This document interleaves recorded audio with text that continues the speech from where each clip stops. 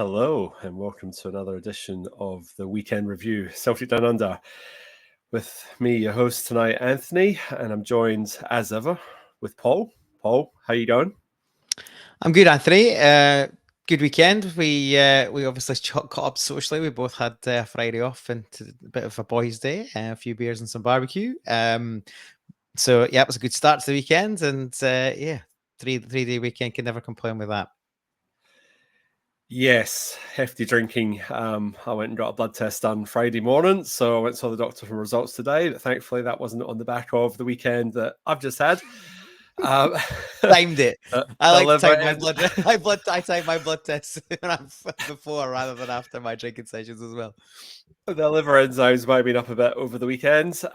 Yes, like I said, Paul, we had a wonderful time on Friday at Big Don's Smoked Meats, the biggest pit house in the Southern Hemisphere, or near enough, or close enough. So if you like your American barbecue and you live in Perth, Western Australia, hit up Big Don. So we had a bit of a cooking class, learned a few things, but probably learned it's probably easier just to go and see him and get fed at his restaurant. But that aside, very good. Very good on the park as well on Saturday night, Perth time, as Celtic took on Kilmarnock, banishing the last-minute demons of Lazio on Wednesday night, unfortunately. But a good performance and got us back into winning ways. League-wise, we are in winning ways, but good to sort of get us back on track. Paul, what was your overall impressions of the match? It was comfortable, and it probably should have been even more comfortable. It was one of those games we won 3-1, but at some point there was a point there where I thought, when it was 2-0, I thought it could be 5 or 6, and I thought that wouldn't have flattered us. And so, in the end, it was probably a fair bit more respectable than it could have been as far as Kilmarnock were concerned, and there was enough in the game to cause mild controversy and a little bit of whinging and grumbling, as is often the case. But we'll dig into that in a bit. But I think it's domestically, at least, I think it's probably the best we've looked so far this season. At times, we played some really fabulous stuff. Players, I think the team in general played at a very high level, and there weren't too many, if any, that you could find fault with, to be honest. So, an all-round accomplished performance, great result. Disappointing to lose the goal we did, but other than that, and there's a grievance there as well, which again we'll touch on. But yeah, I think a bit of a shame for us that the break is coming when it is. Because on the back of that performance, it'd be nice to roll straight into another Champions League round and see if we can build some momentum. That said, the break gives some players a chance to get a bit of fitness back, bit more time on the training ground with Brendan and the coaching staff. So look, it's not the end of the world, but yeah, all in all, a good night's work. I can't really disagree with anything you said there, Paul.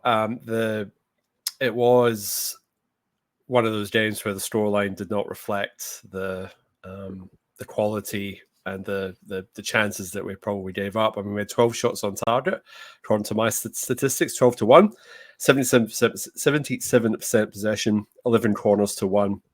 But somehow we managed 9 fouls to 7, even though we had the Lions' share of the possession. Obviously they got it back to 2-1 in the second half, and there was probably a period of 5 minutes there where it was, I wouldn't say nervy, that's probably I think a little bit over the top.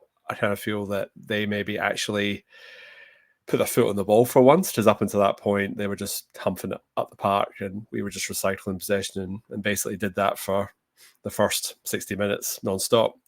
I agree. I think the tempo that we were moving the ball was really good.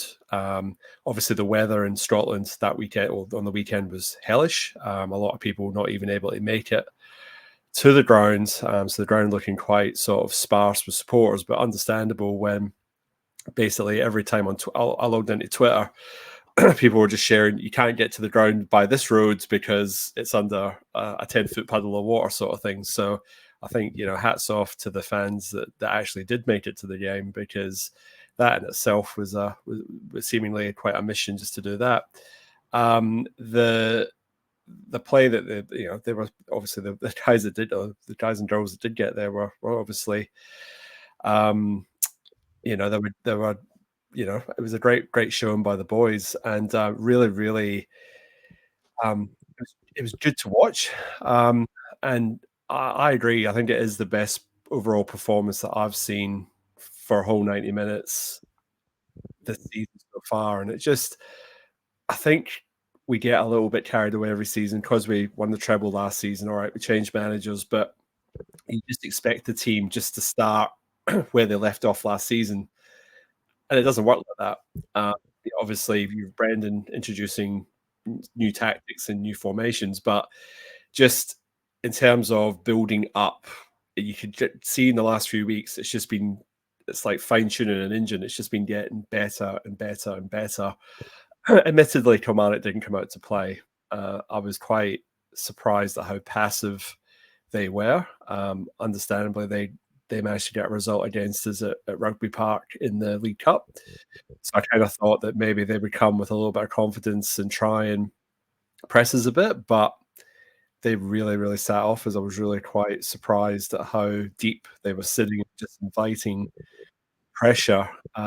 So that for me was a bit of a surprise. But like I said, compare it to the Motherwell game the week before, where it took us a long time to get going. We really started the game really well. And I thought at the start of the second half, we really came out flying again, sort of thing. We pushed the reset button at halftime and came out flying again. So for me, that was very positive and good to watch. So I suppose in terms of team selection, Paul, any sort of surprises, shocks, anything that sort of jumped out at you there before we move into the game itself?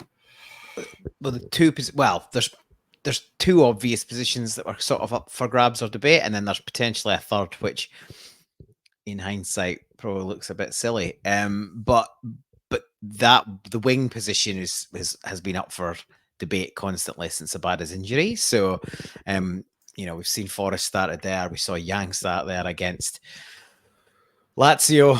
But yeah, finally Palma got the opportunity with his first league start, which pushed Miera across onto the right side. But I didn't think that was a massive shock. Obviously, Palma looked good when he came on against Lazio, and he's probably been overdue an opportunity. So nice to see the change, but like I say, probably not a big surprise.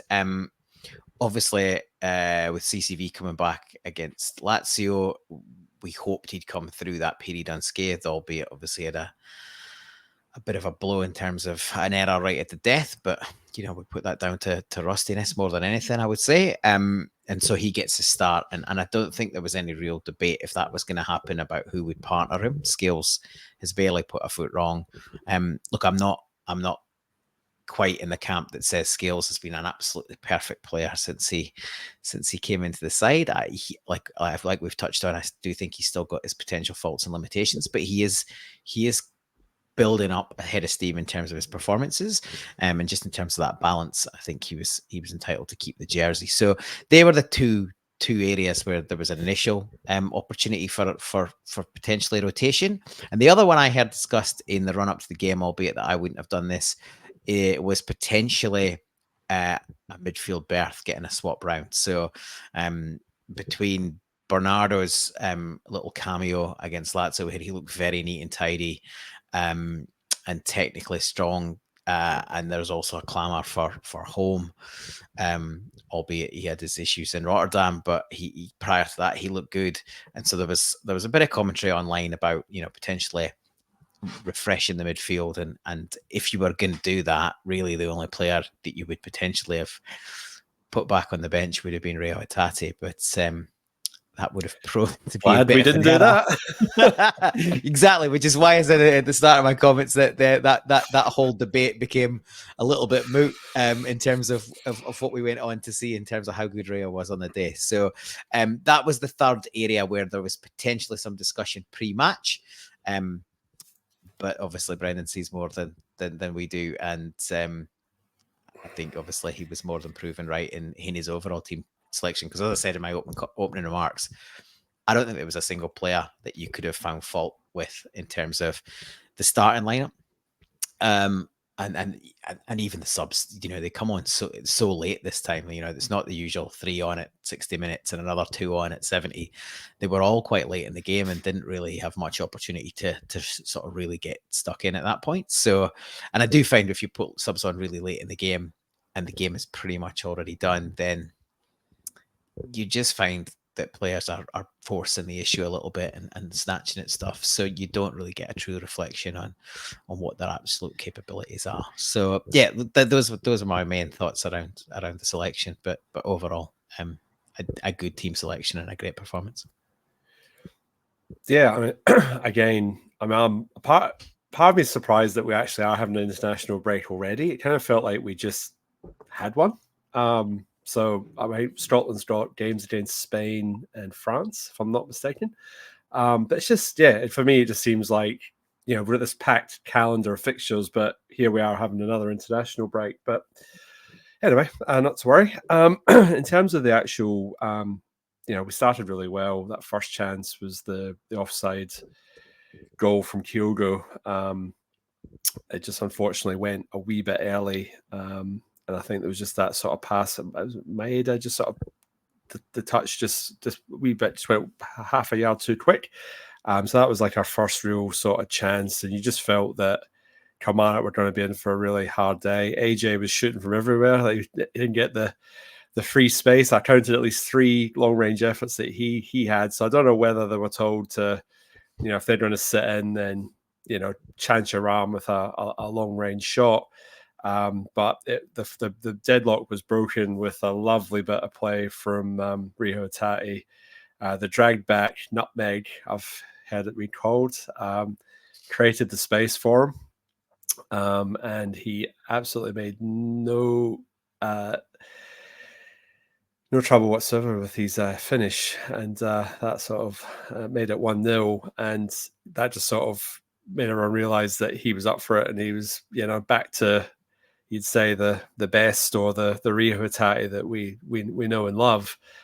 He's probably not quite hit the heights this season yet, but we knew it was probably coming. But this was definitely a performance to sort of say that he's back. And you've got O'Reilly firing, McGregor's picking up form, and now you've got Hattati back. Your midfield 3 all of a sudden is going again, Paul. So, I mean, A, how do you see someone else try to force their way in there? And then B, how good was he, and how good was that goal? Yes, I'll start with how good goal was. I guess first thing is it's probably the easiest assist Callum McGregor will claim this season. He just he basically strolls into midfield completely unpressurized and then rolls it into Rio's path, and he sort of does the rest. I guess that was a bit, it was a bit of a kind of key feature up to that point in the game. Is Kilmarnock just stood off us, and they were happy to stand off us and then really try and just defend their box, and then it was big long balls forward and hope they could sort of grab something against our defense. Yeah, not only the drag back and nutmeg is absolutely class, but from there he then puts the burners on. He's under pressure. There's the defenders considering, does he pull him back, or he can't really get the right side of him again, and he just holds him off. Shows good body strength, good body positioning. Obviously, a bit of a dribble as well, gets the ball out from under his feet, and then he just basically passes it into the bottom corner. And I think it's the guy, the young guy Watson, that he does that to. And to be fair, he had a torrid time against Rio. It's him that they're coming together is, where the penalty was initially given and then ruled out by VAR, which we'll go into more detail later. But it's him that's involved in that incident as well. It's also him that gets the goal. And he, for Kilmarnock, but he was mostly, I think he was probably charged with trying to defend that area in front of the defense, and he was, he was put through the mill a bit by Rio. But yeah, that was just the start of it for him. He was back to his all action, box to box. His passing was great. Just his intensity, his press was great. He was quite often the furthest player forward, pressing up there alongside Kyogo. And yeah, the stuff that he gets, that he has criticism leveled at is, if he tries stuff and it doesn't come off, then people have got a bit of a right to moan that he's wasteful, or he's loose passing, or he's giving possession away. But equally, and he's one of the few players that will try stuff like that. And when it comes off, it's the stuff that gets you in behind. It breaks lines, especially against packed defenses and low blocks. So you've kind of got to take the rough with the smooth with him a little bit. And when he's off form, that you see the more of those things become obvious, and it's easier to moan about him because you aren't seeing the more of the positive stuff that we know he's capable of. Whereas when he's on form and firing, you sort of let those things slide because of everything else he offers. So and basically just that balance between the two is what defines basically one of his really good performances versus one of his average or below par performances. So yeah, he had a really, really good game. I don't see anyone else really at the moment. If those three stay fit and in form, then I don't think there's anyone else that's going to take a jersey right now. I think what I would like to see us is put teams to the sword sooner, and let's get players rotated. Like, that game should have been done by half time, or at the very least within 5-10 minutes 60 minutes, by 60 minutes. And then you could have rotated. You could have taken two of the midfield off. You could have had both Bernardo and Home on, or you could have had Iwata and one or the other of the other two, and you could just got some guys some game time, which is badly missing in the squad. And the problem is, when that's the case, if people do get injured, or even just to sort of rest legs as things like you go through a busy period, then the players aren't really match fit or match sharp. They're match fit, I guess, because they're training every day and they're training with the players, but they're not match sharp and ready. So I'd quite like the opportunity for players for that to be the case. But I don't really see where that's going to happen. It's certainly, if I look at the run of fixtures that we've got coming up, we're not at home very much, for example. Like, we come back off the international break and we go double Edinburgh, double header in Edinburgh. Yeah. So, and then I think within the next 2 or 3 games after that, we've got to go away to Ross County, and I think then Aberdeen at home and stuff like that. So there's not a lot, and I think St Mirren maybe either at home or away is the last fixture in the cycle of the first game. So I think it's Hearts, Hibs, St Mirren. So it must be St Mirren at home probably, and they're still joint thirds, so, or second, third, whatever you want to call it. So I don't think the Huns did us a favour.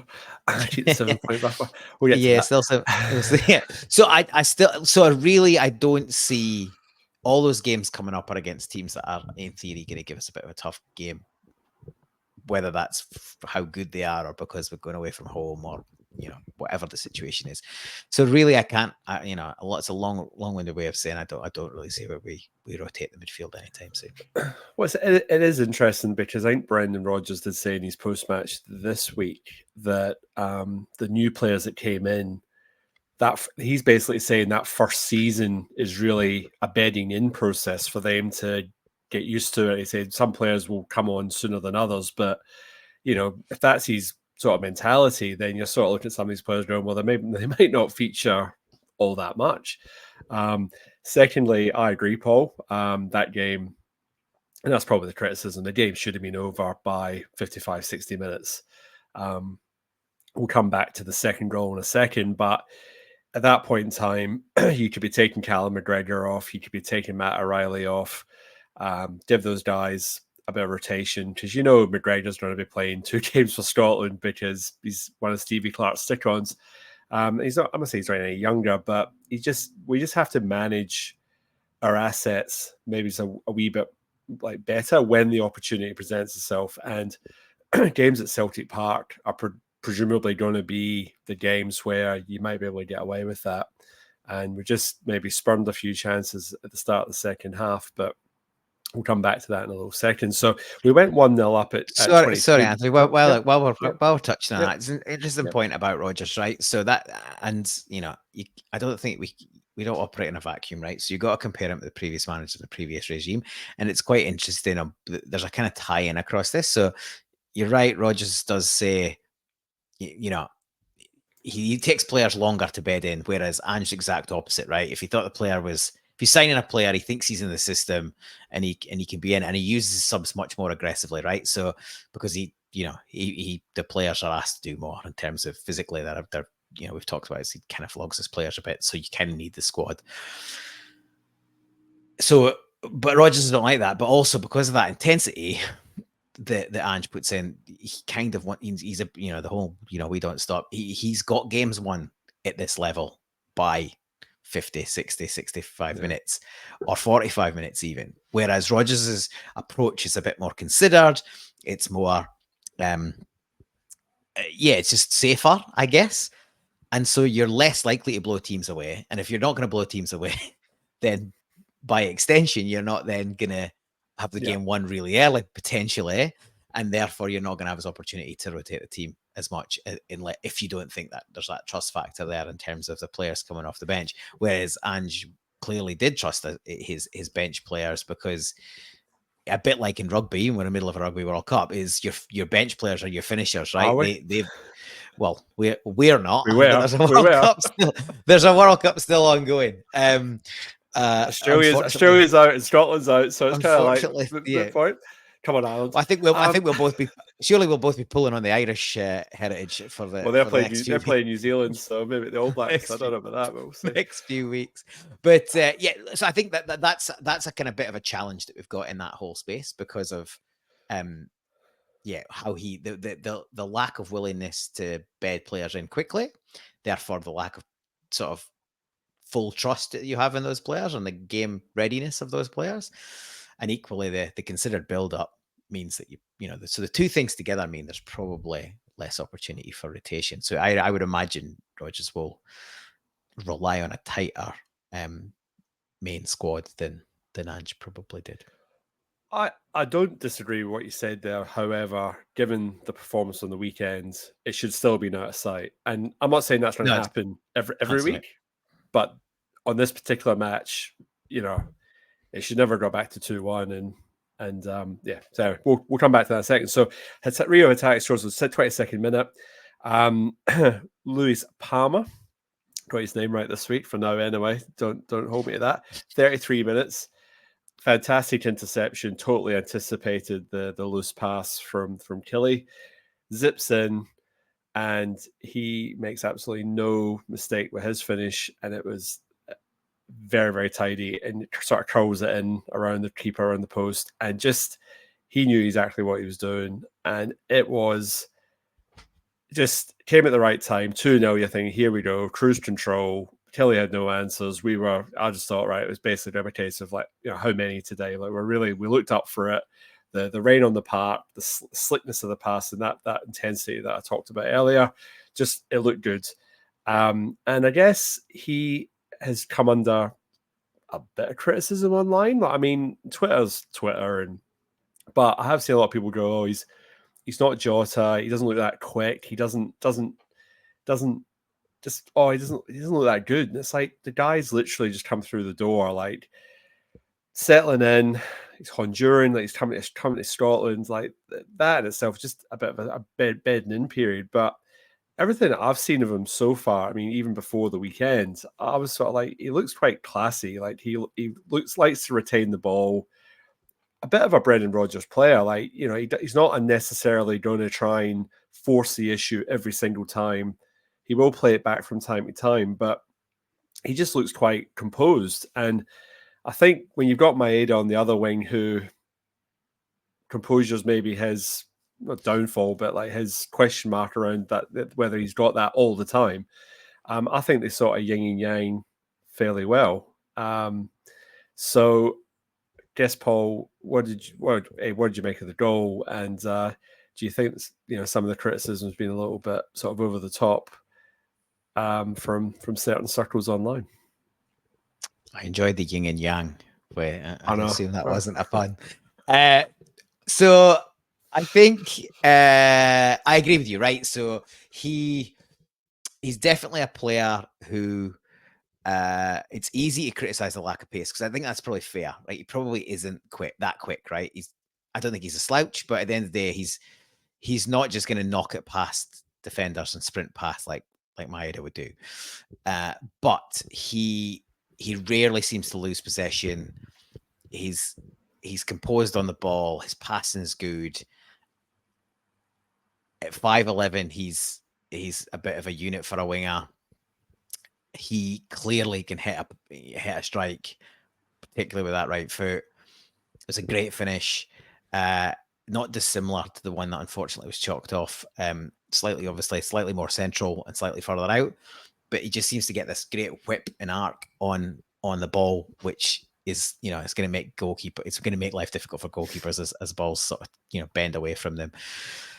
So I think there's a lot to like. Some of the like little bits of interplay, little flicks and tricks and little clips over the top of players that were trying and just about coming off, all looked like, a player with the confidence on the rise. The controversy around the goal, if it is controversial, is, I suppose, first thing on the goal is Kyogo is pressing the defender in the first instance is what causes the loose, or what helps to cause the loose pass, and then Palma reads it great. From there, and VAR checked it, there is a bit of controversy online in terms of Hatate's positioning in the run-up to it. So it looks like Palma's original plan is to play it in the channel, cross-field, where Maeda's got tons of space and he could run onto that. Now, Hatate then tries to get out of the way of that and sort of puts his hands up to get out of the way and sort of sucks his gut in, if he's got one, and sort of tries to like sit up on his tiptoes to get out of the way. And at that point of the pass, he may marginally be in an offside position.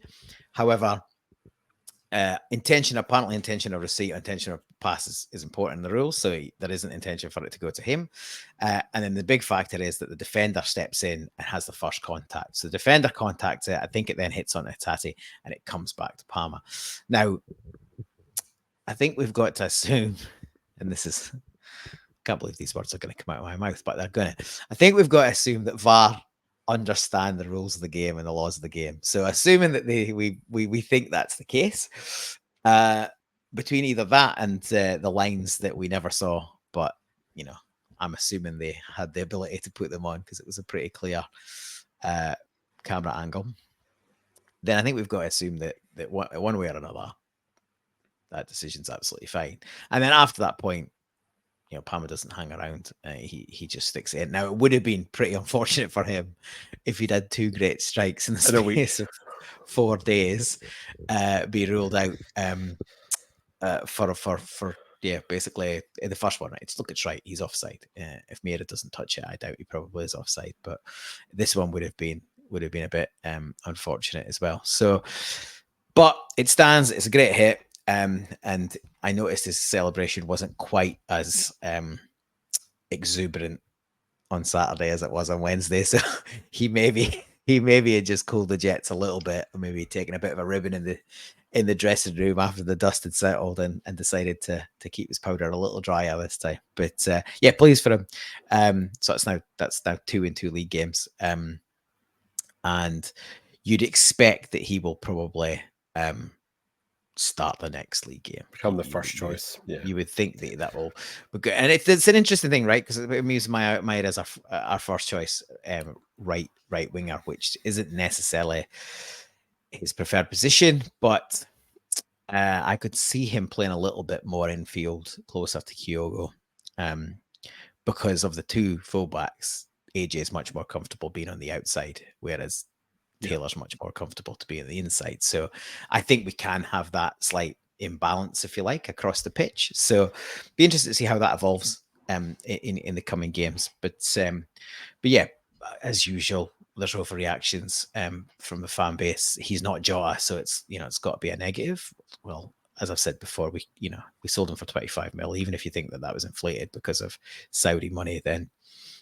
he was still a 15 to 20 million pound player, and we're not going out and spending that on a replacement. So he's never going to be as ready as Jota. I think he'd only play one season in Greece, so he's Honduran, and then he comes to Europe. He does one season in Greece, and then now he's with us. That's a pretty big step up. So I think a little bit of patience wouldn't have gone amiss, to be honest. And he looks tentatively like he's coming onto a game. We want our players now.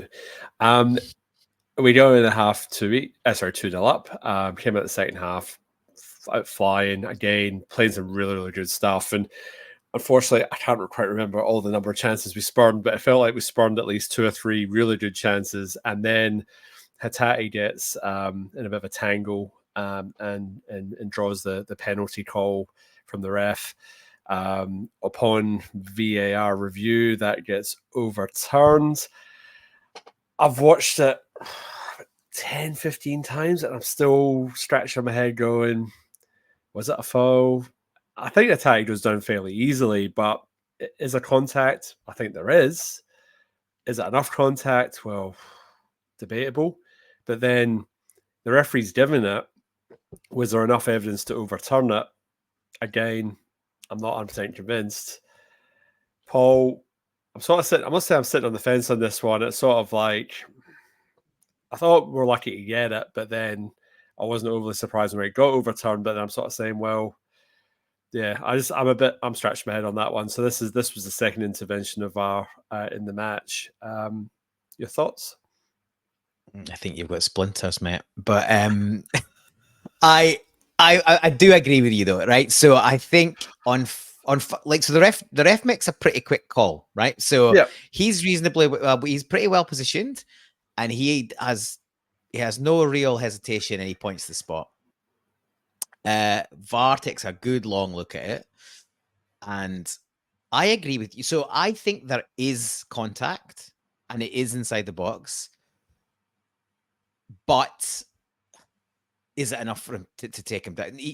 Hatate is one of these players who, and the modern game's full of them. They're looking for the contact. They're happy if as soon as they feel the contact, they go down. And as much as you or I or anyone else of our vintage would say, well, that's a load of shit, like, stay on your feet. In every other circumstances, you pretty much get a foul or a penalty if you do that because there's contact, right? I guess, and this is where I can't really tell from the pace of, like, at pace, it doesn't need a lot of contact for that to upset your rhythm and knock you out your stride. Is it enough to put you down? No. But if it's enough to, and one of my grievances back in the day was most referees weren't smart enough. This is what led to players going over, right? Yeah. Referees weren't, because a lot of referees hadn't played the game, or, a player gets clipped and it's minuscule contact, but it upsets the rhythm, and therefore they're knocked out of the rhythm and they're not going to reach the ball as they otherwise would have without that small contact. Referees wouldn't, typically they wouldn't give that because you're still on your feet. But the chance was lost because of the contact, which is ultimately a foul, right? So players went, well, if you're not going to give it to me when it clearly been contact and I've been impeded, which it's the impeded nature that leads to the free kick, or it should, players go, well, I'm going to go down. And that's how the whole thing's evolved. So now we've got players going down. So the thing is, ultimately, I think it's soft. But I agree with you. Once it's given, is there enough to overturn it? I don't really think there is, to be honest. Because if you're moving at pace as these boys are, they're athletes, it only takes a tiny touch for it to be knocked out of the rhythm. So, well, I guess I don't know. I'd have probably been a bit salty if it had been given against us. So that's a good barometer. But at the same time, once it's been given, you probably go, well, I don't think VAR's going to say. Well, surely. Yeah, well, if that's the case, then the evidence has to be that there was no contact, and then you book Rio for diving. But obviously there was contact. You can see that. It's the amount of contact, and then that's debatable. And then you're sort of saying, well, what quantifies enough contact?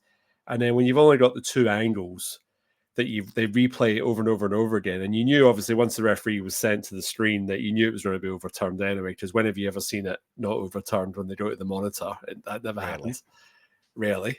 But yeah, it was just, for me, was the head scratcher for me. It was like, I'm looking at it going like, I can't see how you can overturn it.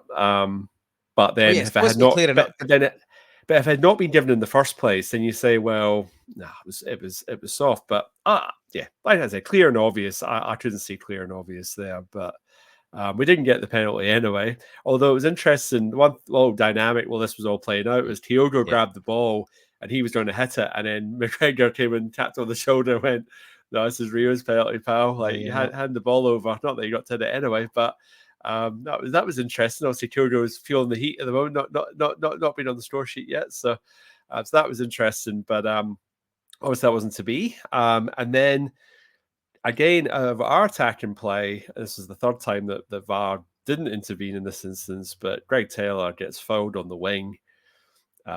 It's a free kick all day long, as far as I'm concerned. Like, there's no debate in that one. That wasn't like a sit in the fence type thing. You got fouled. Play goes on. Basically, they pump it up the park. AJ tries to take Big Vassal out. Couldn't quite do it. And then somehow they semi find the extra man because Greg Taylor's either presumably still on the floor or out of position. And then they put it under Joe Hart's legs, make it 2-1. And all of a sudden you're sitting there going, how 77% possession, we're banging shot after shot at the goalkeeper, and yet we're now 2-1 with, what was that? That was on the 72nd minute, so still 20 minutes to go, 25 minutes to go. And you're just scratching your head going, typical Celtic. How has this happened? Paul, what did you make of it? Well, it's precisely because Taylor gets fouled on the edge of their box. And he's obviously making it. He makes his way back, but that's where the big hole is around. And it was a pretty. I think we were quite far. The team was in general quite far forward, so he was the farthest forward on that channel. But generally, the team was quite far forward, and I guess there was a bit of shock and surprise that the foul wasn't given, and so it's a bit naive and a bit amateurish that we don't play the whistle well enough. So whoever's, I don't know if Palma was still on at that point, or I think he probably was. He's got to basically be taking up position and filling in at left back. But for whatever reason, that cover doesn't happen quick enough. Look, it's a bit 50-50 in terms of the tussle between Vassal and AJ, but you could even argue there's a free kick there as well. Like, Vassal uses his body pretty heavily in the first instance, and then AJ sort of tries to wrestle it back, and by the end, if anything, it's probably a foul by AJ, but I think it's probably a foul by Vassal first in terms of getting his arm right across. So you could almost say there's two free kicks there, but the one on Taylor is absolutely plain and obvious. He's pretty much wrestled and pulled down. And then, there's a big hole that doesn't get filled in, and obviously Scales has to step across, and he's a bit late getting there, and it's a sort of slide that is easy then to slip in. Watson, and then this is how bad some of our fan base is. I've heard Hart getting grief for the goal. Like, come on, like, he's completely exposed, and he does. If he saves us there, that's a phenomenal save. I don't think there's any expectation once he's exposed at that level that he should be saving that. It's a good finish. He tucks it away and it slides it underneath him, and that's great. It's great for Killie. But to me, why is VAR not pulling it back? Like, at the end of the day, it doesn't get to where it gets to. That's still the same. It's all in the same phase of play. Yeah, exactly. So I don't. And here we go. Here's the thing: if we're looking for clear and obvious errors, how's the wrestle on Taylor not clear and obvious, but the apparent non-coming together of Hatate and the defender is clear and obvious? Like, so again, it's just consistency. Where's the consistency? Absent again. So I think without sounding like VAR's out to get us and the referees, it's just a poor decision. And so for McInnes to be moaning about the second goal and completely disregarding what he's got happened to him here, he's just as usual full of non. We know he's interviewing for the vacancy at Ibrox through the media, isn't he? Let's be honest. He's got one eye on a pair of eyes. But look, it's a pretty poor decision. But from our point of view, in terms of that, the only thing you would be saying is that the midfield and the wing need to be probably a bit quicker to react to the fact that we're, just play the whistle. We didn't get it, so funnel back, reorganize and try it, because it's pretty obvious with Taylor up there on his arse. Then where the danger is in the left fullback position, which is absolutely what happens and where the goal comes from. So, well, I think all the defense shuffles across like you're supposed to do. They're going to the threat, and it really should be a midfield runner that's tracking Watson for the goal. So whether that be Hatate or McGregor or Matt Riley, but I think one of them should have been the one sort of tracking that. I'm assuming Watson was the guy that was marking Hatate, so you assume it's Hatate. But anyway, but they score, make it 2-1. And then, like I said, probably for about 5 minutes or so after that, they get up a wee head of steam because they're like, oh, we got a goal for basically no endeavour or like our first real push up the park. So, Celtic had to defend. We make some changes. So we bring on Forrest and Carter Vickers right after the goal goes in.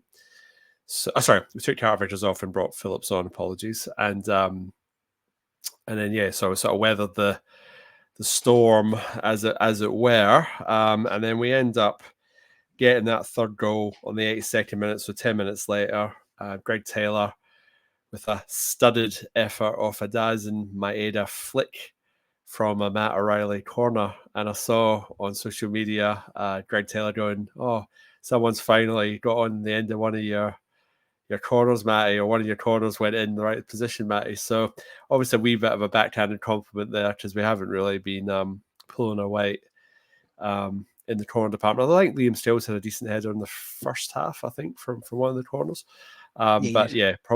Probably not quite hitting the heights. And maybe that's partly because our centre-half pairings have been a bit makeshift. And again, we're not blessed with tons of height, but Maeda's flick seemed to draw everybody to the front post and left Greg Taylor sitting by himself at the back with a relatively easy finish. He didn't have anyone near him, but he still had to guide it home. And 3-1, that was it. Points were in the bag. And then, like you say, they made a flurry of changes, and it kind of just, not say petered out, but it just sort of saw itself to the conclusion after that. But actually, tell a lie, there was the one breakaway. Maeda. It was two. Well, there was one I'm thinking of was the one with Maeda, and he should have squared it to Kyogo, but he went the shot, and it was a decent shot.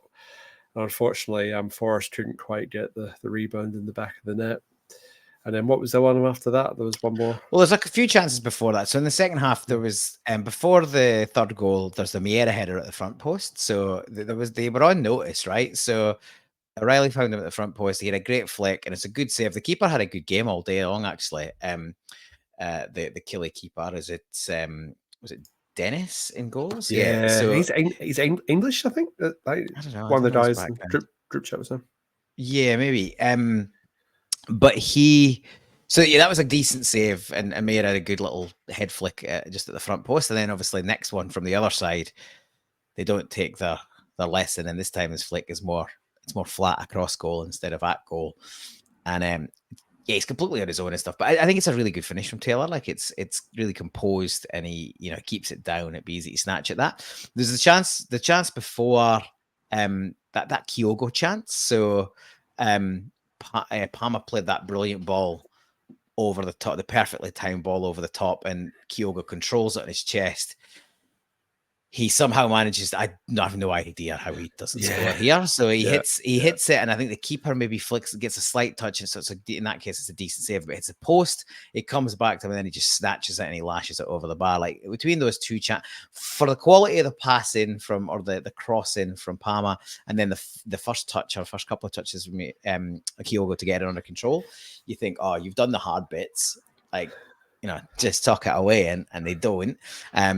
And yeah, we saw some footage as if if it had gone in, and he was definitely onside. He timed his run great, and the ball was inch perfect from Palma, which is not dissimilar to the ball he put. Obviously, this one was more into the body, but he obviously put that great cross in for Forrest last week, which was inch perfect, and it's probably just the wrong player arriving on it. And then the 1 you're thinking of, there's a reciprocal one straight after, which is Meira again. Brilliant bit of nicks the ball on our own D and basically charges up the full length of the park, and he's got Forrest tearing up his left hand side and Kyogo pulling right. And look, Kyogo is probably got he's got a defender going with him, whereas Forrest hasn't really. But if you're Miera and you've nicked the ball in your own box and you think Kyogo's probably maybe marked, semi-marked, and Forrest isn't, you probably think, well, I'm entitled to have a crack here. And to be fair, he hits it really well. Like, it's pretty straight, but there's a fair amount of movement on it, and the goalie can only just sort of parry it. And again, Forrest should tuck that away. Like, he just sort of gets a bit tangled, but he gets it out from under his feet and he cuts back inside and he just gets it snuffed out. So it's a good double save. And then not long afterwards, I can't remember how the sort of play evolved, but it was basically Kyogo was driving into the inside left channel and made a square. And again, that's right. It's just a flat. And Miera's completely free, so he's absolutely entitled. But at this point, it's just a bit of like schoolyard, ball greedy. Let's see if we can score. And Kyogo again, he just snatches it and he doesn't tuck it away. And Miera would be entitled to say, well, you give me a tap in there. But equally, then Kyogo go, well, you didn't give it to me a minute. Where's my pass? So there was a bit of that going on by the end. So yeah, look, that would have put gloss on it. But as we said earlier, the game should have been done and dusted earlier. But yeah, the last couple of subs was Yang. Home came on for the 85th minute, so I think it was about 5 minutes ahead on, so he got 10 minutes, neat and tidy. But like you said, the game was sort of losing its position at that point. And then 88 and Yang 89 were barely involved. And I've heard criticism of O again on the back of this. I'm like, well, if you bring a player on in the 88th minute, what are you expecting? Give the kid a break. Do you know what I mean? Like, you see, if you're people, he doesn't look like a footballer. As long as some of the stuff he produced last season was absolutely class, and again, it was, and his goals to minute ratio is excellent. But to the point that we were talking about earlier, obviously Rodgers, it's less like Ange. The subs aren't going to get 20, 25 minutes, half an hour, 35 minutes every week like they did under Ange. So it's going to be a bit more slim pickings for these players. And that's like I said earlier, I think that's just going to lead to players being a little bit more, they might snatch at things a little bit more. They're like a little bit more impetuous. To just, the more you want to impress, the sort of less composed you potentially are. So I've got a bit of sympathy for those players, but equally, we're gonna have to play out. We're gonna continue to play our best team for the majority. We just need those starter players to try and get things done and dusted a bit sooner.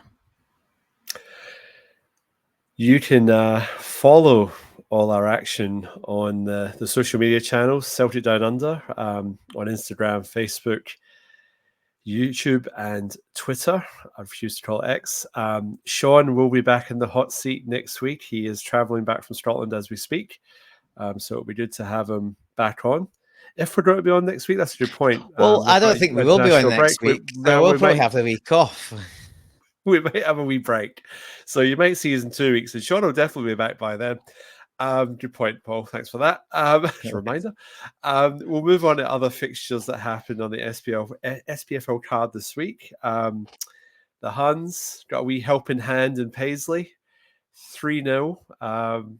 James Tavernier with a double. I must admit, his finish on the third goal near the end of the match was nice, but obviously job done by then. But the controversial decision was the handball and the penalty, followed by a red card with VAR that wasn't picked up in real time. So it went to the VAR, so denying a clear goal scoring opportunity. So you get that lovely double jeopardy, as it were. So that put them 1-0 up with the James Tavernier penalty. And up until that point, St Mirren were looking pretty good. I thought they were giving them a right old game and keeping it. It was fairly balanced. It was fairly sort of end to end. So it was definitely an open match. I suppose for Rangers, if you care, Zach Lovelace for them, the young boy plays for the B team. He actually looked all right. He was given a bit of zip down the right wing, and he got injured on 35 minutes, so he had to get carted off. So they've got another injury. And then, again, they didn't really blow St Mirren away, and it wasn't until sort of late on that they got the second goal, and then it was all over after that. But yeah, I thought St Mirren could sort of hold their heads up, but unfortunately, 10 men from the 30th minute onwards, and you're 1-0 with a penalty. It makes it pretty hard. So that saves Rangers blushes after a horrible week in Europe.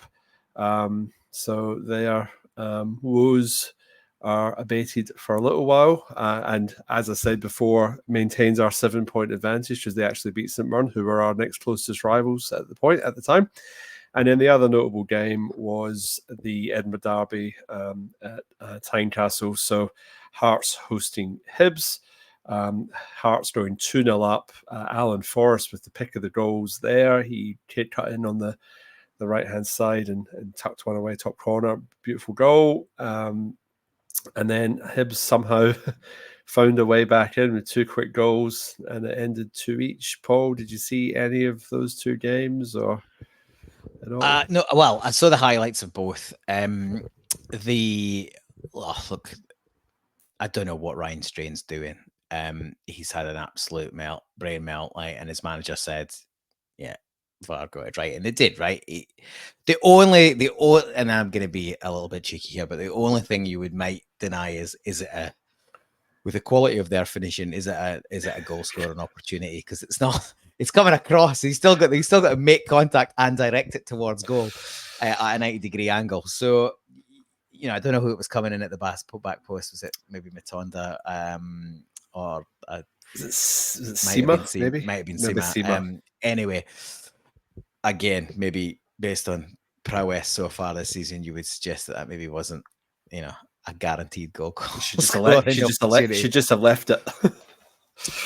But well, yeah, I think that's the thing, right? If he left it, there's no guarantee it would have gone in.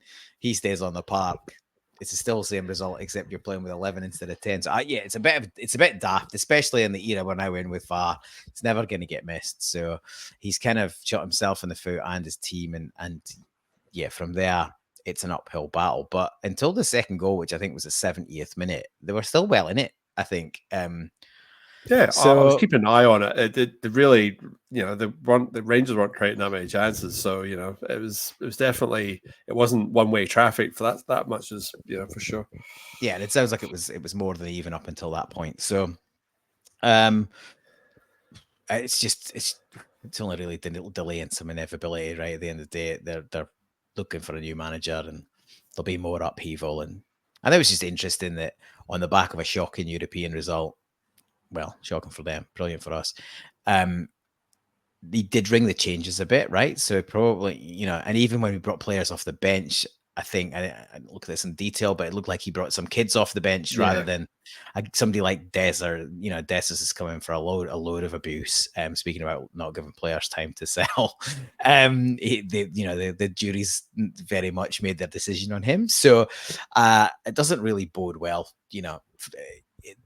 they spent however much they spent on him, 3 or 4 mil, I think, on him, and the fans already think he's hopeless. So, who knows what the next manager thinks? But to be honest, I don't really care too much about what they're up to. They're well back, and I think as we continue to play Saturdays versus them on Sundays during this European run, I expect that gap to increase. The Edinburgh Derby was an interesting one because I only watched the highlights and read a little bit online. From the highlights, there wasn't a single Hibs attack until I think they scored the goal. So it was all Hearts first half and a bit of the second half. The guy Sibic, who at times looks like a really good, actually, when he's in a more advanced position, looks like quite a neat and tidy footballer. He looks like he can move it and pass it. It's only when he's asked to play his actual position, which is centre back, he looks all over the shop. And so he didn't have a great game in that he had this flop, which was looked at for a penalty. And again, there might have been mild contact, but the goalkeeper wasn't aware he was coming in behind him, and he just toe poked it straight out of play. So I think that would be an extremely harsh penalty if that had been given against Hibs, and it wasn't. And then he contrived to just stab the ball into no man's land twice within the space of whatever it was, 85 seconds or whatever, and the same guy managed to tuck them both away. So yeah, and Hearts got booed off at full time. So things are bad when you draw a derby match and you get booed off, because they probably should have been well out of sight, and then 2 bits of calamitous defending, basically giving their rivals a lifeline. So, they could have both done with the result. A draw doesn't really suit either of them all that well. They've neither of those teams have got really up and running yet.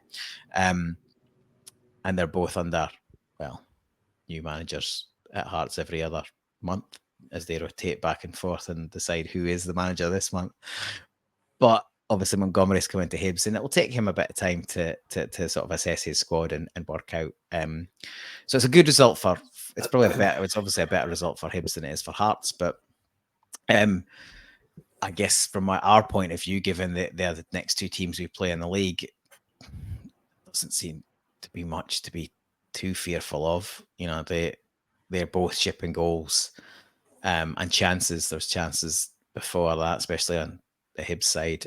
You're right, Alan Forrest strikes really good, and then Hearts had other chances towards the end of the game that they sort of snatched. And but their second goal, was that an own goal? I know I saw Lowry claiming it. It ended up Christian Deutsch own goal in the end. Yeah, I saw Lowry run away as if he'd scored an absolute worldie, but it looked like it took a pretty big deflection, and that's really what put us in. So my cinch moment of the week is John Souttar's dive. If you haven't seen it online, have a look. It's absolutely embarrassing. And if Gav on the Celtic podcast that you're on partner with them right now, but if he doesn't, if Celtic World, if he doesn't montage that up with like Titanic music or something, I'll be very disappointed. I'll suggest he was messaging me for content this week as we go into the international, so I'll pass on your suggestion, and I'm sure he'll get that at some point. I'll take a commission, thanks.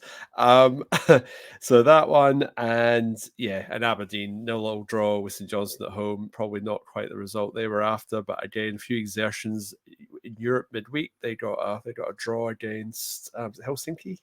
It was HJK Helsinki.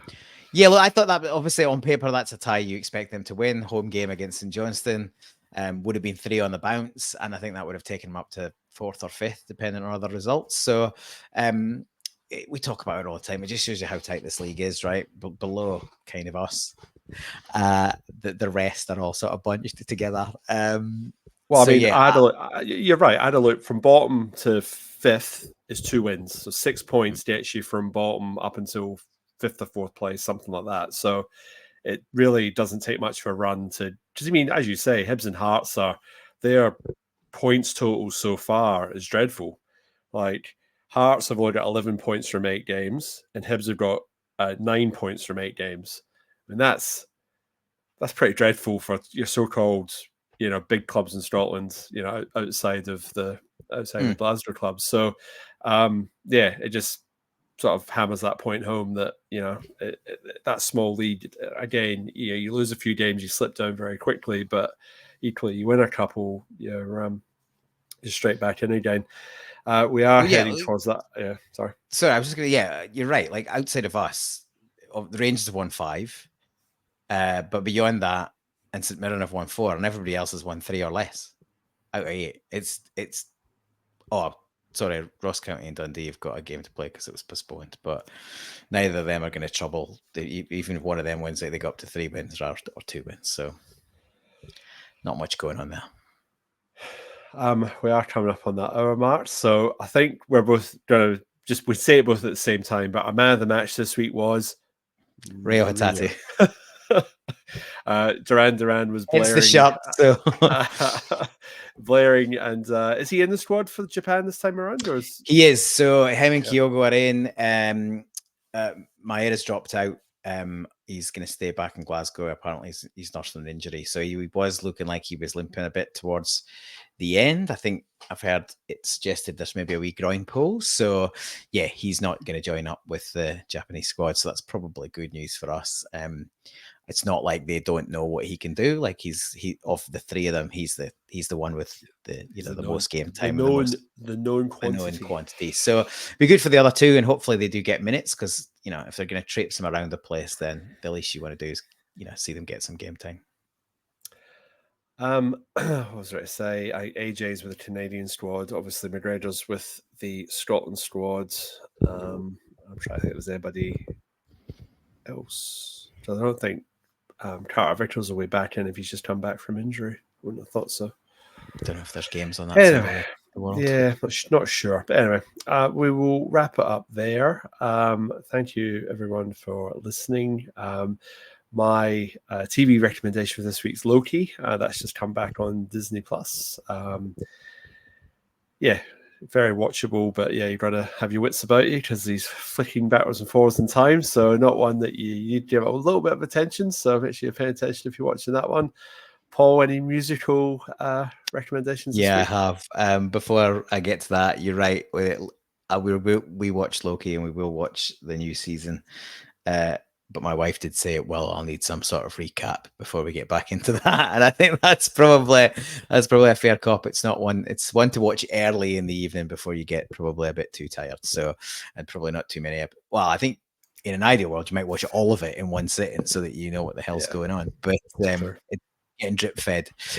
So my musical recommendation of the week is new single by a band called Middle Kids. Middle Kids are a band out in New South Wales. So here in Australia, and they have a new single called Bootleg Firecracker, which has just come out. I assume from a hopeful forthcoming third album. So they've got a couple of albums out already. First one came out, I think, 2017, 2018. And then the second, which pushed them on, was during COVID 2021. But yeah, great Aussie band. Middle Kids, check them out. New singles, Bootleg Firecracker, but go back and check out the previous albums. There's some good stuff there. Fantastic. Thank you, Paul, for joining me on Celtic Down Under, the weekend review. We will be back in 2 weeks' time, so we'll be having a break next week, and then we'll be back reviewing Hearts versus Celtic. So keep an eye out for us in a couple of weeks' time. And all left to say is hail, hail. Hail, hail.